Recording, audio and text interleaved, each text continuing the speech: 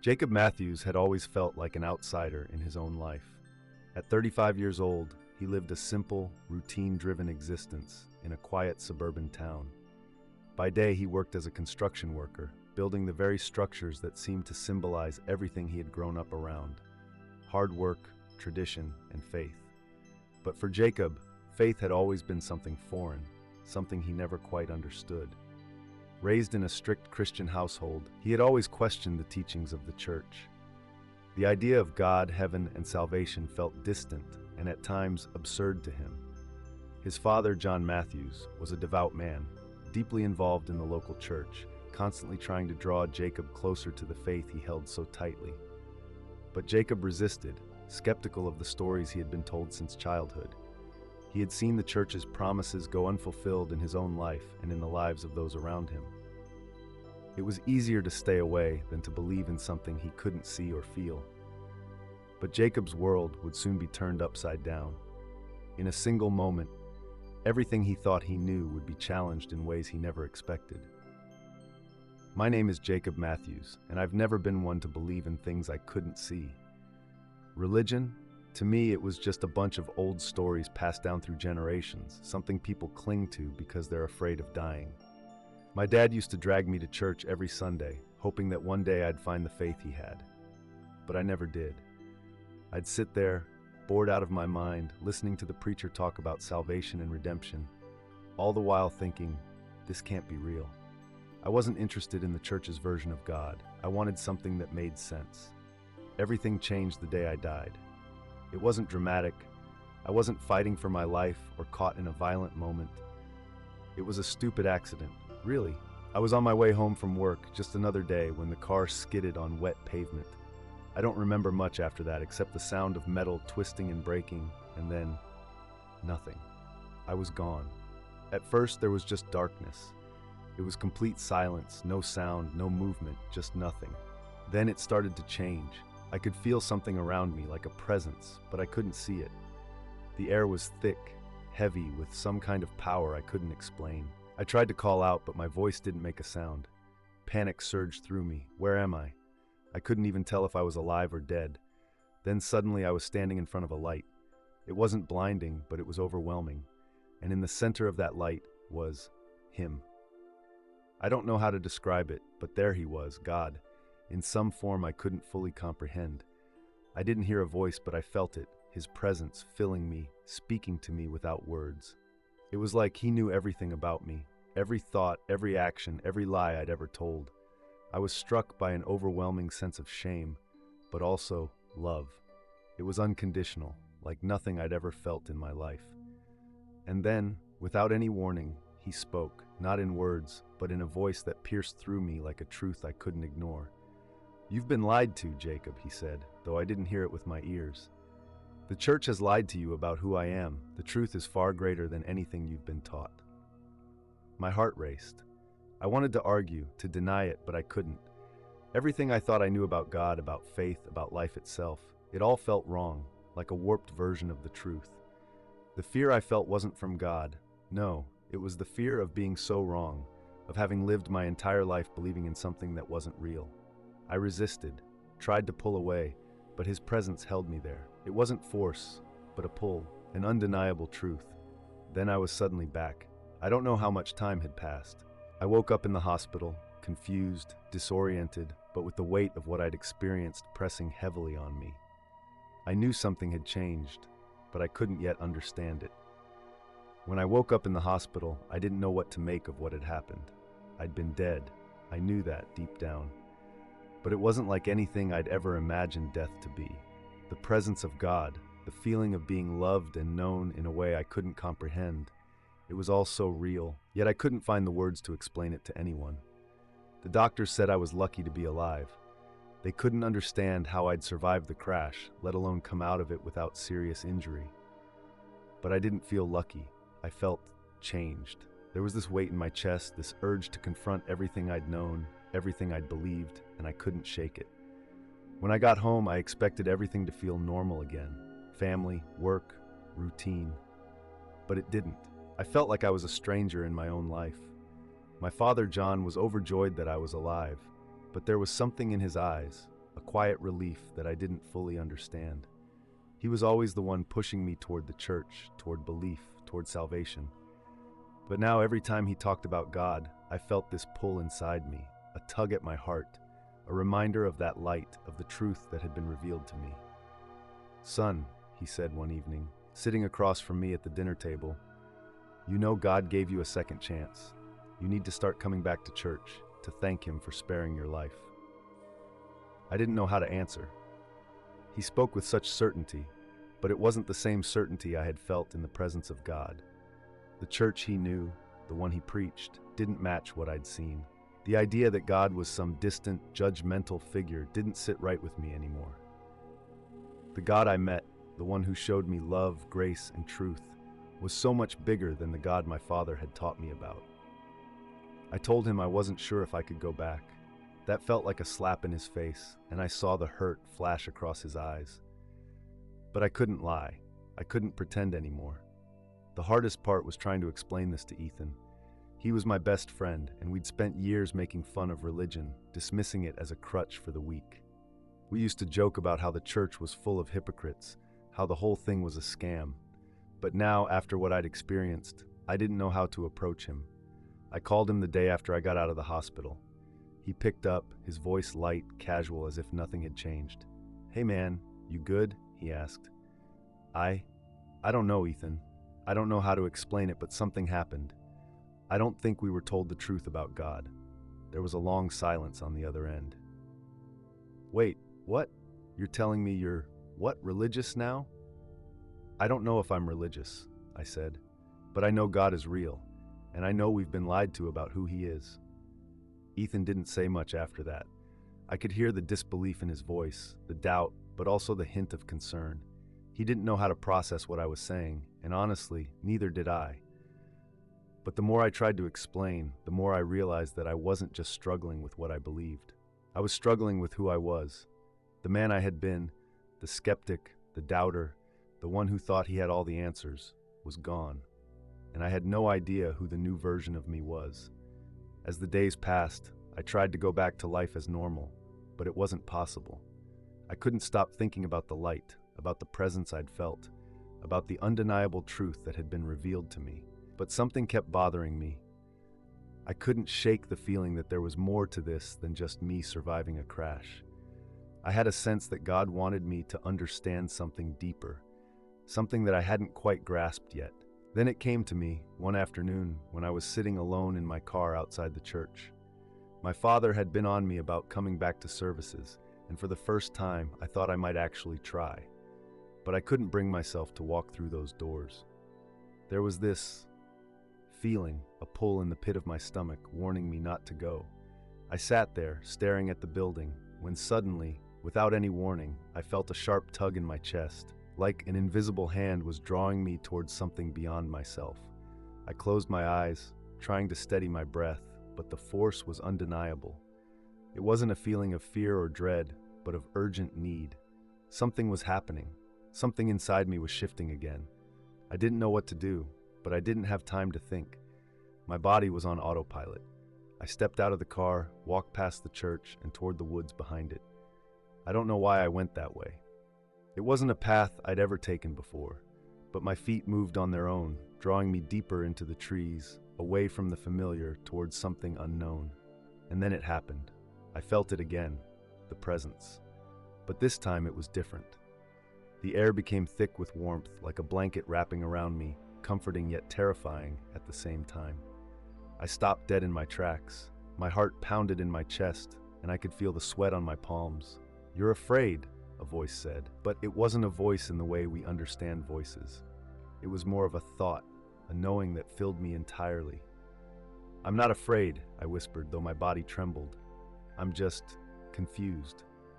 The warmth around me seemed to increase, and I could almost feel the presence drawing closer. Then, without warning, everything around me shifted. It was like the world opened up, like I was no longer standing in a forest, but in the very presence of the divine. "You have to stop living in the lies of men, Jacob," the voice said, now clearer, more urgent. "The truth you seek is not in the world, it is in me." My mind was spinning. What was this? What was happening? I didn't process it all. But one thing became clear in that moment. The church, the religion I had always known, was only a small fragment of the truth. The God I had met in my near-death experience was not the God they preached about in the pulpit. The God I had encountered was real, all-encompassing, loving beyond measure, and unbound by human doctrine. I could feel it in my bones, in the very fabric of my soul. And then it all clicked. The lie the church had taught me, the lie that had kept me distant from God, was this: that God could only be found in a building, in rituals, in a set of rules. They had made him smaller, limited him to their interpretation. But the truth was that God was everywhere. He was in the very air I breathed, in the deepest recesses of my heart, and in the space between every person I encountered. I felt my heart break open, overwhelmed with both the grief of realizing how much I had misunderstood and the relief of knowing the truth. This wasn't just a spiritual awakening, it was a revelation, a truth I could no longer ignore. When I finally returned home from that walk in the woods, I wasn't the same. It wasn't just the change I felt inside, it was the way the world felt different around me. Everything seemed more alive, more connected. It was as if the veil had been lifted, and I was seeing life for the first time. But not everyone saw it that way. My dad, as I expected, was the first to notice something was off. I hadn't told him about what had happened in the woods, but he could tell. There was a heaviness in the air, something in my eyes that made him uneasy. He knew I wasn't the same, but I don't think he was prepared for what that would mean. "Jacob, you okay?" he asked one evening, sitting beside me on the couch. He leaned in, as if trying to catch the truth in my eyes. "You haven't been yourself lately. This thing with the church, you're still struggling with it, aren't you?" I wanted to say something comforting, something that wouldn't rock his world too much. But I couldn't. It was as if the words had no weight anymore. Everything I had once believed in felt like a shadow compared to the light I had experienced. I didn't know how to explain it to him. "I'm not struggling with it anymore, Dad," I finally said, the words feeling foreign in my mouth. "I'm just not sure it's the right path for me anymore. I don't think I can believe the way you do." His face fell. For a moment, there was silence between us, the weight of the words hanging in the air. "You don't mean that," he said, his voice low. "You've always been a part of the church, Jacob. You can't just walk away from it. This is dangerous." His words stung. I could see the fear in his eyes, the worry that I was drifting away from the one thing that had kept our family together. It was a struggle I had never fully understood until now, the tension between his world and mine, the divide between what he had always believed and what I was beginning to see. "I'm not walking away from God, Dad," I said, trying to find the right words. "I'm walking toward the truth. It's just not what you taught me, what the church taught me." He shook his head, his face red with frustration. "The church teaches the truth, Jacob. You can't just pick and choose what to believe. This is how people fall into heresy." That word, heresy, cut through me like a knife. I hadn't expected it, not from him, but there it was. He thought I was lost, that I was being led astray. The irony wasn't lost on me. I had spent years rejecting the very faith he held so tightly to, but now I was the one being accused of straying from the truth. Later that evening, I spoke to Ethan again. I thought he'd be the one person who would understand. He had always been my sounding board, the one I could talk to without judgment. But when I told him about the vision I had in the woods, about the truth I had learned, he went silent for a long time. "You really believe that?" he asked finally, disbelief thick in his voice. "I don't know what to believe anymore," I said honestly. "I just know what I felt, what I saw, what I know now." Ethan's silence weighed on me. He didn't get it, didn't want to. His own worldview was too deeply entrenched in skepticism to hear me out. I could feel it, and it hurt. But it hurt even more when he said, "If you think this is the truth, then I don't know you anymore, Jacob. You've changed, and I'm not sure I like it." His words hit harder than anything my dad had said. At least my father was trying to hold on to me. Ethan seemed ready to let me go. As the weeks passed, the tension in my life only deepened. I was living in a constant state of conflict, inside and out. On one hand, there was this overwhelming sense of peace, of having touched the truth in a way that I couldn't deny. On the other, there was the ever-present pressure from my family, my friends, and even myself to go back to what I had known, to fit back into the mold of the person I had been before. I could see the strain in my father's face every time we spoke. He tried to steer the conversation toward church, toward prayer, but each time I felt the same wall rise between us. I wasn't rejecting God, but I was rejecting the version of God he had always taught me. And that hurt him more than I could have imagined. He didn't understand how I could experience such a profound shift and not simply return to the way things had always been. To him, faith was about certainty, about rituals, about going through the motions to earn salvation. But to me, faith had become something living, something dynamic. I couldn't go back to the static, lifeless version of religion he had believed in. At the same time, I began to notice a shift in the way people treated me. Friends I had once laughed and joked with started distancing themselves. They didn't say anything directly, but the whispers, the awkward silences, the glances, they told me everything I needed to know. It wasn't just Ethan. Other people too, people from my old life, began to pull away. It was as if they were uncomfortable with this new version of me, the version that didn't fit into their box of who I was supposed to be. One night, I ran into Sarah at the grocery store. She was a longtime friend of mine, someone who had known me for years. We had never been close, but we'd always shared a bond of mutual respect.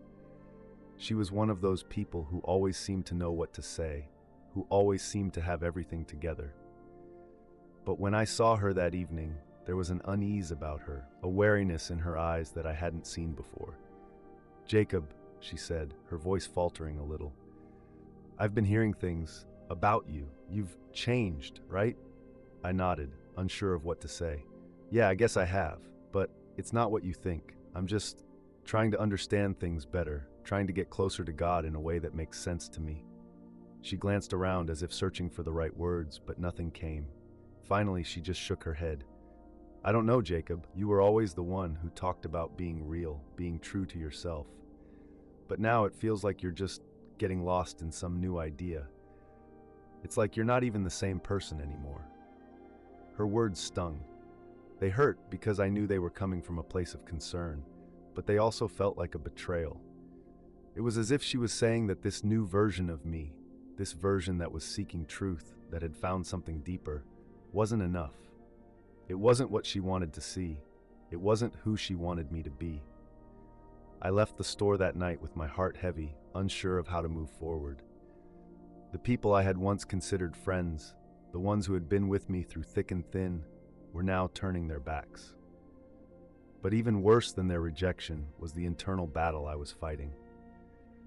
Every time someone distanced themselves from me, every time I faced a cold glance or an uncomfortable silence, I started to wonder if I was really on the right path. Was I doing the right thing? Or had I simply become another lost soul chasing after something that wasn't real? As the days wore on, I found myself sinking deeper into the emotional turmoil of this new spiritual journey. The more I tried to explain to people what I was going through, the more I realized how alone I was becoming in this. The world I had once known, the friendships, the family gatherings, the quiet routines of life, felt like they were slipping away, and I wasn't sure where to place my feet anymore. One evening, after an especially tense dinner with my parents, I went for a walk to clear my head. I had just listened to my dad talk about the church and how they had the truth, as if the rest of the world was blind to what he knew. And for the first time, I felt an anger rise inside me. How could he be so sure? How could they all be so sure when the truth I had encountered, the truth I had felt in my heart, was so vastly different? I found myself pacing along the familiar path in the park, but this time it was different. The trees didn't offer their usual comfort, and the cool evening air didn't soothe my nerves. I could still feel my father's words echoing in my mind, the disappointment in his voice, the desperate way he had tried to make me see things from his perspective. Then, unexpectedly, I saw Ethan sitting on the park bench. He was looking down at his phone, his brow furrowed, but when he noticed me, he put it away and stood up. "Jacob," he greeted me quietly, his tone guarded. "We need to talk." I stopped in my tracks. Ethan had always been the person I could turn to, the person who understood me better than anyone. But now, there was a wall between us. What's going on, Ethan? I asked, my voice barely above a whisper. I can feel you pulling away from me. He hesitated, his eyes searching mine for a long moment before speaking. I don't know if I can do this anymore, man, he said, his voice breaking slightly. I thought I knew you, but this whole thing with your faith, with what you're saying about God, it's too much for me. It's like you're changing into someone else. My heart dropped. I'm not changing into someone else, Ethan. I'm just becoming who I've always been meant to be. What's wrong with that? He shook his head. It's not that. It's just that everything's different now. You talk about God in this way that I don't understand. And it's not just you. I can feel everyone else pulling away too. I'm not the only one, Jacob. My mind raced. But you're my friend. You're supposed to understand. Why is this so hard? I don't know, he muttered, sitting back down on the bench. Maybe it's because I'm scared. I don't understand what you're going through, and that scares me. You're not just questioning your faith, you're questioning everything we've been taught, and that scares people. I stood there, staring at him, trying to find the words to explain everything that had changed for me. But all I could feel was this crushing weight in my chest. It wasn't just the rejection from my father, my friends, or the people around me. It was the rejection from my own soul, this battle I was fighting within myself, torn between who I had been and who I was becoming. I never meant to scare anyone, I said quietly, my voice raw with emotion. I just wanted the truth. I just wanted to find God. But everything I thought I knew doesn't feel right anymore, and I can't go back.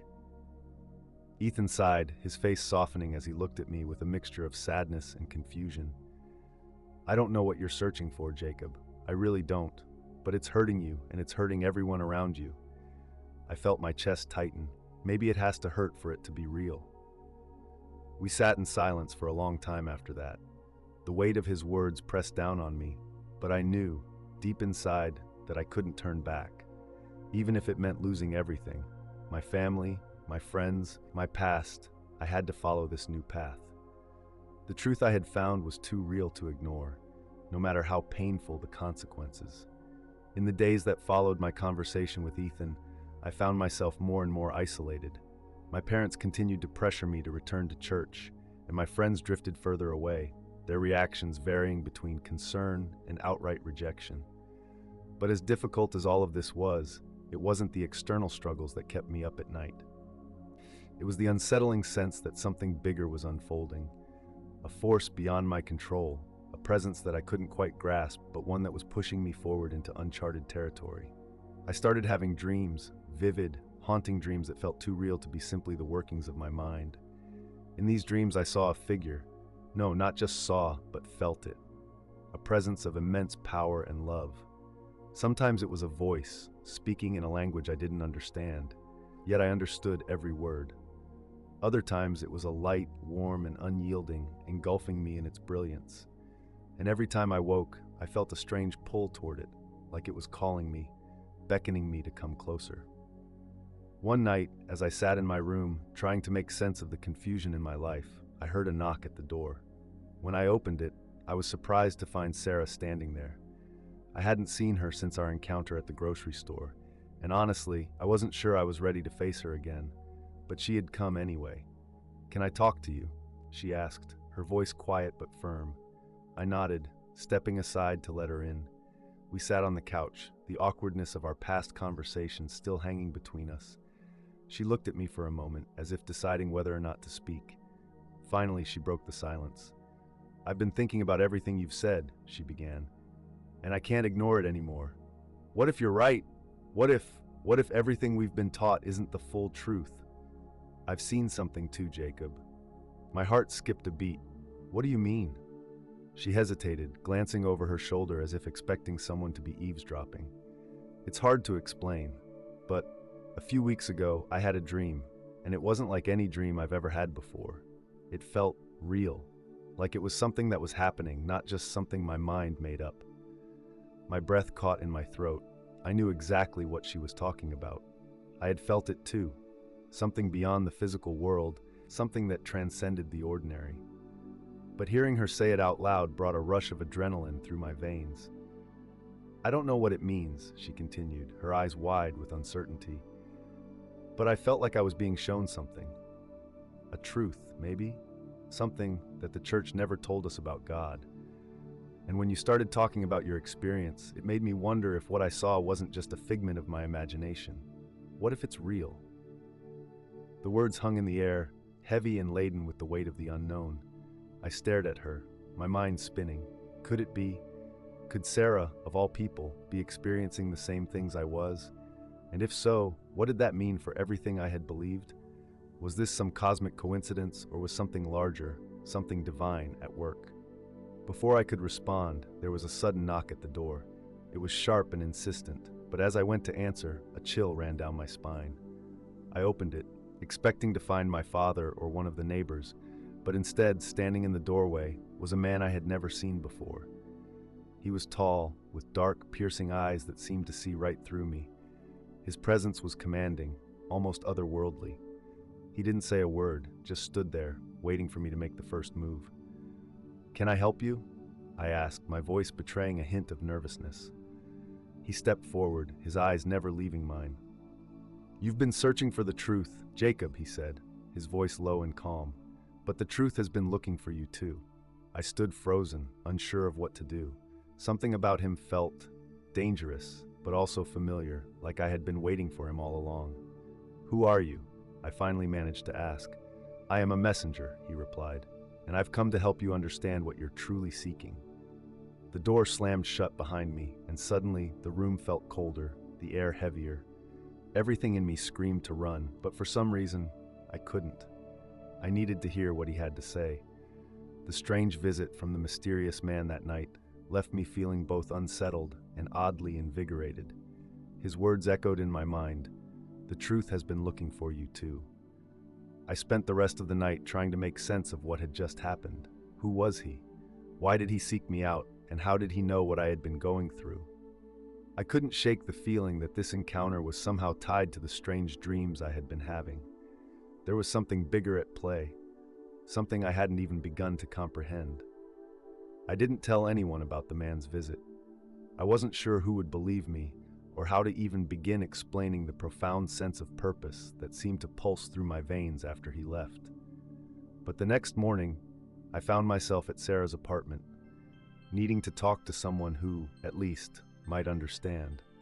When I told her about the man, she listened intently, her face full of concern. "Jacob, are you sure it wasn't just some kind of hallucination or a dream?" "I wish it was," I said, shaking my head. But this felt real, like really real.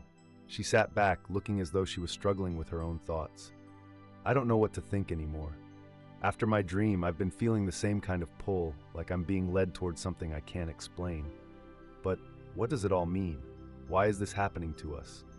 Her words made something click inside of me.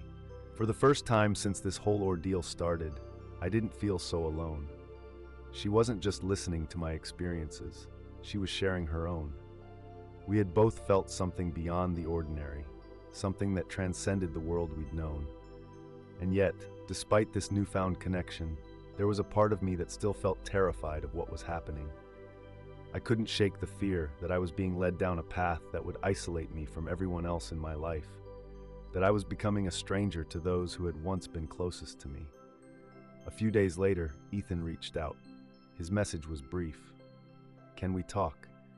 I had been dreading this moment, but also knew it was inevitable. Our conversation had been tense the last time we spoke, and I could feel the distance growing between us like an unspoken chasm. But I couldn't run from it any longer.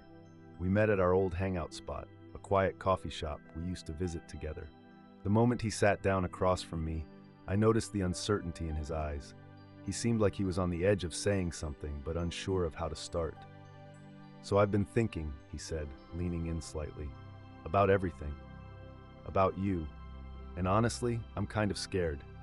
You've changed, Jacob. I can see it in you.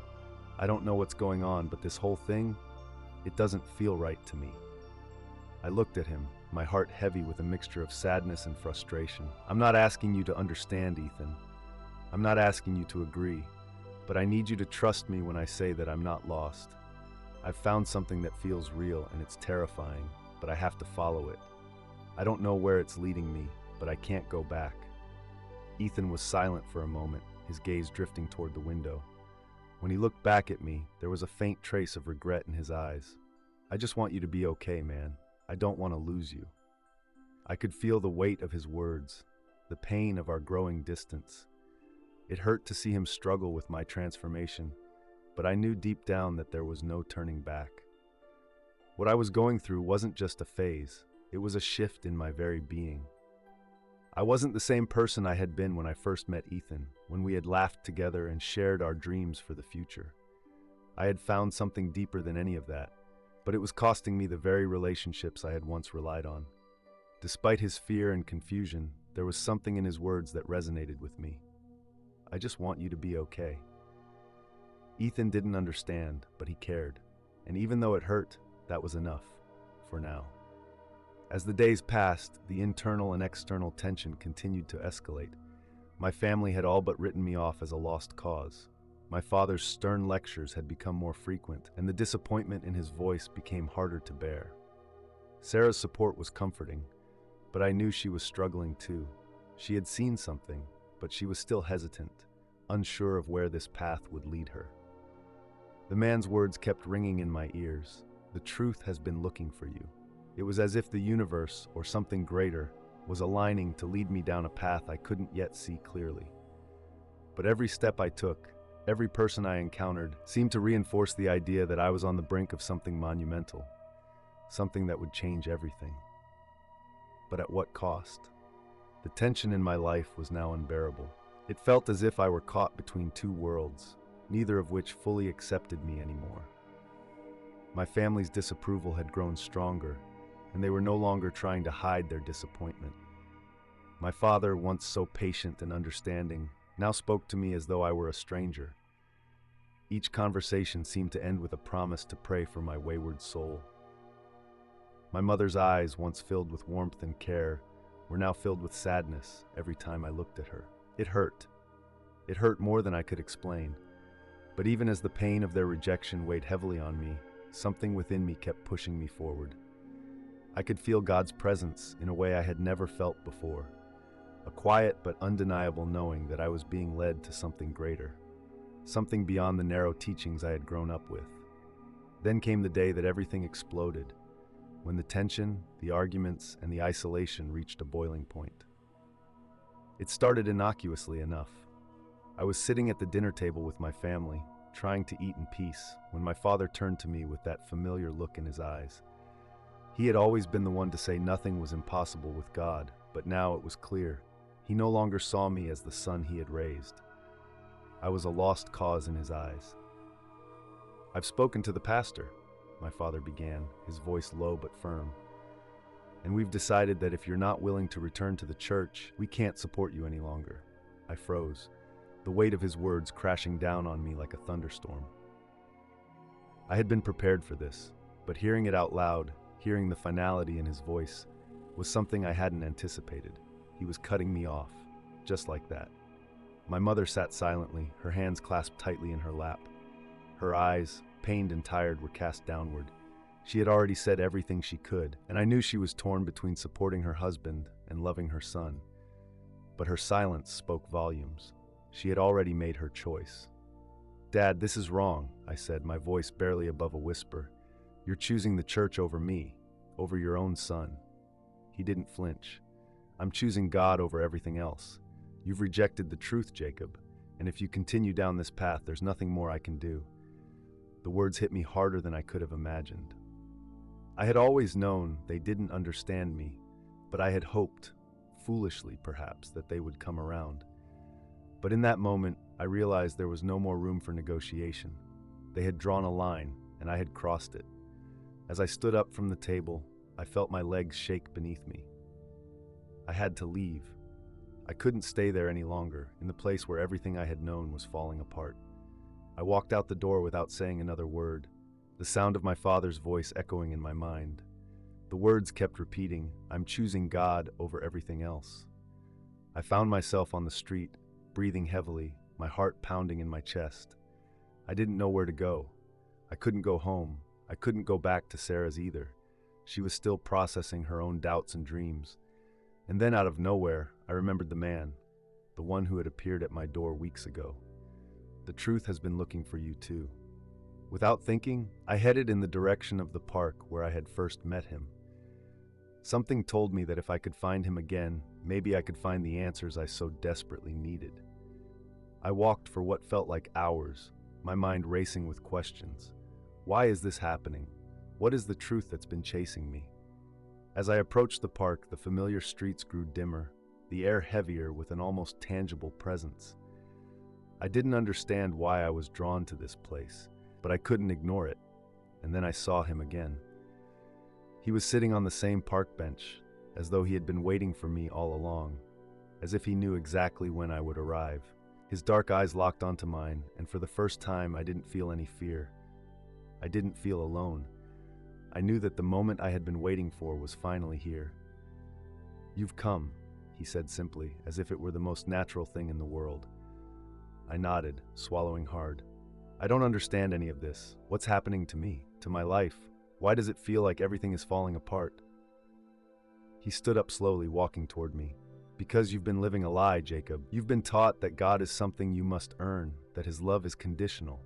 But the truth is that God's love is unconditional. It's not about what you do, but about who you are in him." His words sank deep into my soul, like seeds planted in fertile soil. I didn't have all the answers yet, but in that moment, I understood something important. This journey, this struggle, was leading me to a new understanding of God, one that would shatter the old framework of religion I had been taught. And in that moment, I knew I couldn't turn back. The man's words haunted me as I walked away from the park that day. God's love is unconditional. It's not about what you do, but about who you are in him. It felt like a lifeline, an answer to the question I had been asking for so long, yet it left me with even more questions. I spent the next few days in deep reflection. The peace I had been searching for, the understanding that had eluded me, was within my grasp, but it felt as though I was standing at the edge of a cliff, unable to take the leap. I could feel the pull of this new truth, but every part of me was terrified of what it might cost. My father's words echoed in my mind. "If you continue down this path, there's nothing more I can do." The thought of losing my family was unbearable, but I couldn't deny what was happening within me. The man, the dreams, the awakening, it was all real. I had to embrace it, even if it meant leaving everything behind. Sarah had reached out to me that morning, asking if we could talk. I wasn't sure what to expect, whether she would support me or condemn me for everything I was beginning to believe. But I knew I had to face her. She had been there for me, and her opinion mattered more than anyone else's at this point. We met at her apartment, and the moment I walked in, I could sense the tension between us. There was something different in the air, a heaviness neither of us could shake. She motioned for me to sit down, her eyes searching mine.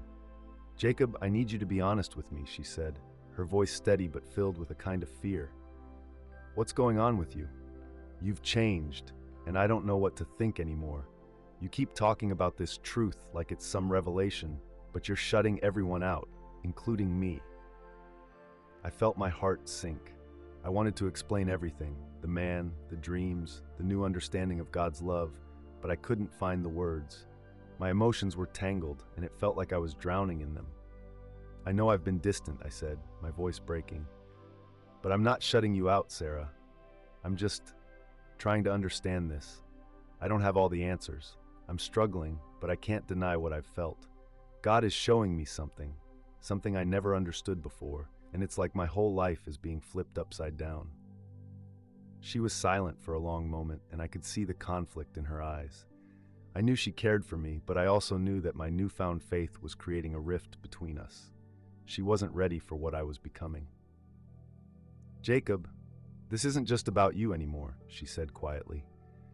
"It's about us, about our friendship, about what we've been through together. I'm scared you're going to leave me behind, that you're going to turn into someone I don't even recognize." Her words cut through me like a knife. I had never wanted to hurt her, but my transformation was pushing me further from everyone I cared about. The old Jacob, the one who shared late-night talks with Sarah, who laughed with Ethan, who sat at the dinner table with his family, was slipping away. And in his place was someone who was unsure, conflicted, and yet more certain than ever of the truth he had found. "I'm not trying to leave you behind," I whispered, my heart aching. "I just can't go back to the way things were. Not after what I've experienced. I have to keep going forward. I can't deny what's in my soul, Sarah." Her eyes filled with tears, but she didn't say anything more. She didn't need to. I could see the pain in her face, the pain of loss, of watching someone she cared about walk down a path that felt foreign to her. As I left her apartment, I felt the weight of the world pressing on me. The rift between us had deepened, and I didn't know if we could ever go back to what we had. The truth I was discovering wasn't just changing me, it was changing every relationship I had. But there was no turning back now. I had made my decision, and I knew I had to walk this path, no matter where it led. Later that evening, I received a message from Ethan. It was simple, almost curt. "We need to talk, now." I hesitated for a moment, knowing that whatever was coming next would be another confrontation. But I couldn't ignore it. I couldn't run anymore. So I called him, and we agreed to meet. We sat in the same spot where we had met before, the place where so many of our talks had taken place. But this time, it felt different, tense, charged with an energy neither of us knew how to handle. "I've been talking to my pastor," Ethan said, his voice tight. "And Jacob, I don't know what's going on with you. You're not the same person. I don't understand what you're getting into, but you're pushing everyone away. You're pushing me away." I could feel the lump in my throat, the sting of his words. "Ethan, I don't want to push you away, but this is bigger than you or me. This is about God. This is about the truth I don't know how to explain it, but I know I can't go back to what I was. I've been lying to myself for too long." "Lying to yourself?" Ethan's voice shook. "What are you talking about, man? This is crazy. You're chasing after something that doesn't exist." The anger in his voice stung, but I didn't back down. "No, Ethan. You don't understand. I've seen something, felt something that has shattered everything I thought I knew about God. This isn't just a phase. I can't ignore it anymore." He looked away, his jaw clenched. "I don't know if I can keep doing this. I can't watch you destroy everything we've built. This, whatever this is, it's not you. It's not who you are." With those words, everything I had feared seemed to come to fruition. My best friend, the one person who had always been there, was walking away. I could feel the friendship slipping away between us, like sand through my fingers. I didn't know if it was forever, but at that moment, it felt like I was losing everything. The days after my conversation with Ethan felt like a fog had descended over my life. I was losing everything I had known. My family had given me an ultimatum. My closest friends were slipping away, and the truth I had found felt both like a blessing and a curse. It was as if every step forward pushed me further into a void of isolation, yet I couldn't ignore the clarity that was beginning to form within me. The man in the park, the dreams, the presence I had felt, it was all real, and I had no choice but to continue forward, even if it meant leaving everything behind. I felt it in my bones. Something was coming. I couldn't explain it, but I knew that this journey, the one I had unwittingly started, was leading me to a confrontation, to a point where I would have to make a choice that would determine everything. It felt like a storm was gathering, a final test before I could fully embrace the truth of God's love. The call came on a Friday evening, another message from my father. It had been weeks since we'd spoken, and I had tried to give him space, knowing that our relationship was strained beyond recognition. I wasn't sure if I was ready for another fight, but something inside me told me that this call, this conversation, would be different. I picked up the phone, my heart pounding in my chest. "Dad." "Jacob, we need to talk." His voice was as stern as ever, but there was something else, a weariness, a tiredness that I had never heard in him before. "I'm listening," I said, trying to steady my breath. I didn't know what to expect, but I had the sense that this conversation would be the breaking point. "You've caused a lot of pain," my father began, his voice softer now, almost vulnerable. "Not just to us, but to yourself. I don't understand why you're turning your back on everything we've taught you. Everything I've taught you. But I can't stand by and watch you destroy your life anymore, Jacob." I clenched my fists, holding the phone tightly. The words stung, but I had heard them before. "Dad, you don't get it," I said, my voice rising despite myself. I'm not turning my back on anything. I'm not destroying my life. What I've found is the truth. God is showing me a love I never knew existed. It's not about rules. It's not about what you think is right. It's about who I am in His eyes. You taught me about God, but you never told me about His unconditional love. There was a long pause on the other end of the line. When he spoke again, it was with a kind of finality that I had never heard before. I don't know who you are anymore, Jacob, my father said, his voice barely above a whisper, but I can't support you in this. You've made your choice. And with that, the conversation ended. He hung up, and I was left standing there, the weight of his words pressing down on me. I had lost him. There was no going back now. The line had been drawn, and my father had chosen his faith over me. The pain of that moment was almost unbearable, but it was also clarifying. For the first time, I realized that this wasn't just about finding the truth about God. It was about losing everything I had once held dear in order to find a deeper understanding of His love. I was learning that sometimes following the truth meant walking away from the things that once defined you. My father's rejection was painful, but it wasn't the end. It was a new beginning. That night, I sat in my apartment alone with my thoughts. I thought about all I had been through, the questions, the doubts, the confusion. But most of all, I thought about the love I had felt in those moments of clarity. The overwhelming, unshakable sense that I was being held by something greater than myself. It wasn't about religion. It wasn't about rules. It was about a relationship with a God who loved me despite all my flaws. I closed my eyes and prayed, really prayed, for the first time in what felt like forever. I prayed for understanding. I prayed for strength. I prayed that God would show me the next step in this journey, and then I felt it. A calmness, a peace that washed over me like a wave. I wasn't alone anymore. God was with me, and that was enough. The storm had passed, but a new chapter was beginning. I didn't know what would happen next. I didn't know if my father would ever speak to me again, if Sarah and Ethan would ever accept me. But what I did know, without a doubt, was that I couldn't go back. I couldn't live in the lies I had been told. This journey was leading me somewhere beyond my understanding, but it was the only path that felt true. The days following my final conversation with my father felt like an eternity. I had felt rejection before, but never this complete. It wasn't just the coldness of his words or the absence of support. It was the weight of a decision I had made that was irrevocable. I had chosen a path, and it felt like the entire world was watching me, waiting to see if I would collapse under the pressure. My family had turned their backs, my closest friends had drifted away, and I was left standing at the crossroads of my faith, staring into the unknown. But there was one thing I knew. I had come to a place where I couldn't deny the truth anymore. No matter how painful the cost, no matter how alone I felt, I could not return to the life I had known. I had tasted something too real, too pure, to go back to the darkness of uncertainty.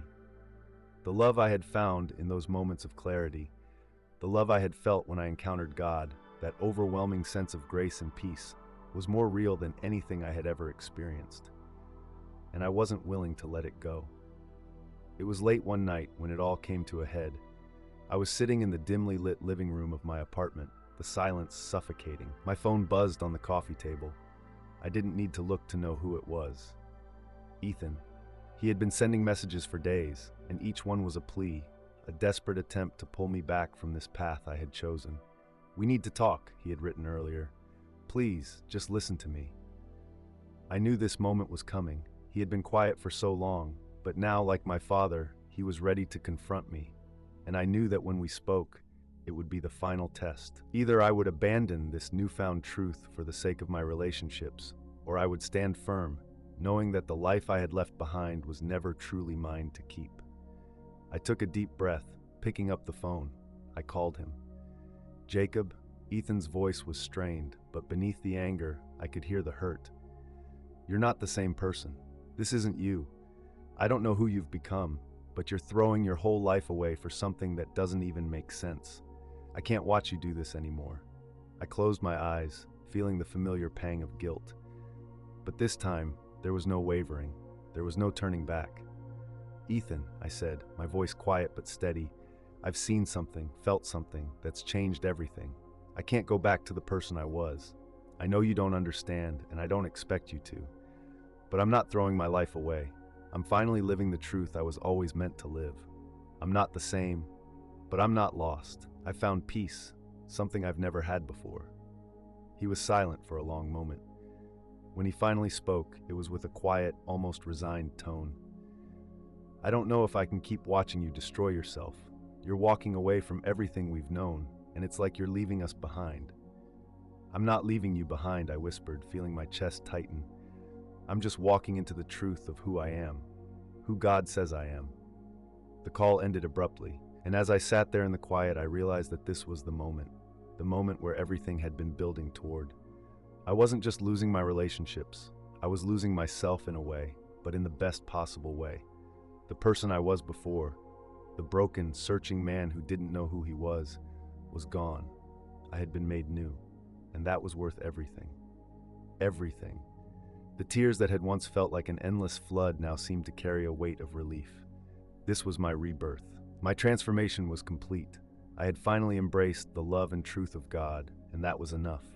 The doubts that had plagued me before were fading, and all that remained was the peace of knowing that I was following a path that was meant for me.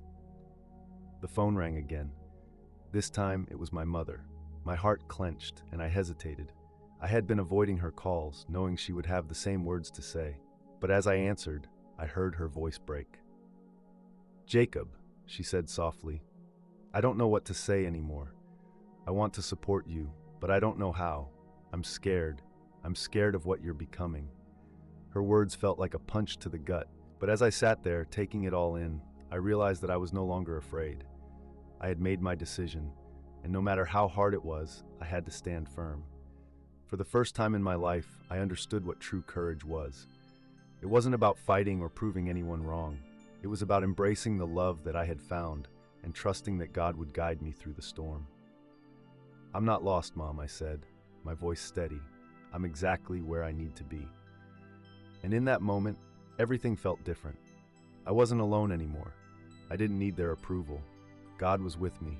His love was enough. In the days that followed, I felt a calm settle over me, like the stillness that follows a storm. It wasn't that everything was suddenly perfect. The rejection from my father, the distance from Ethan, and the tension with my mother, all of those things still weighed on me. But now, I understood that these trials were part of a greater story. A story that wasn't just about me, but about something far more significant.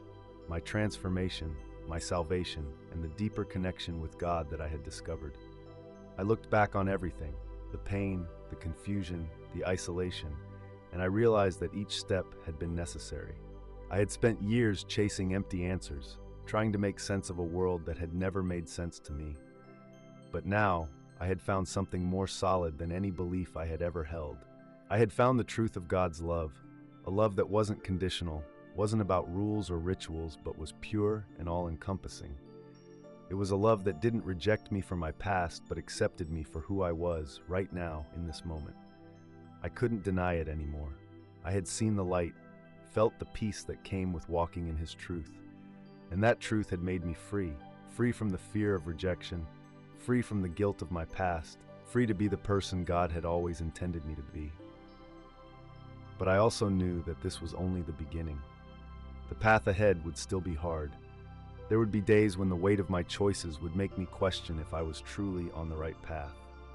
There would be moments when the doubts would creep in, and I would be tempted to go back to the life I had left behind. But I had a strength now, a peace that didn't come from me, but from something far greater. And I knew I wasn't alone. God was with me. My journey had led me here, to this moment of peace. And I wasn't the same person anymore. I was not who I had been before. I was reborn, and with that rebirth came a sense of purpose, a purpose that was beyond me. My life wasn't just about me anymore. It was about sharing the truth I had discovered, the love I had encountered. It was about reaching out to others who were lost in the same confusion I had been, offering them the hope I had found. And so as I continue this journey, I invite you to reflect on your own. What truth are you holding on to? What beliefs are you clinging to that may no longer serve you? Have you experienced something, like I did, that changed your perspective on life? I hope my story resonates with you, and if it does, I encourage you to subscribe, share your thoughts in the comments, and perhaps share this video with someone who might be going through their own journey of spiritual awakening.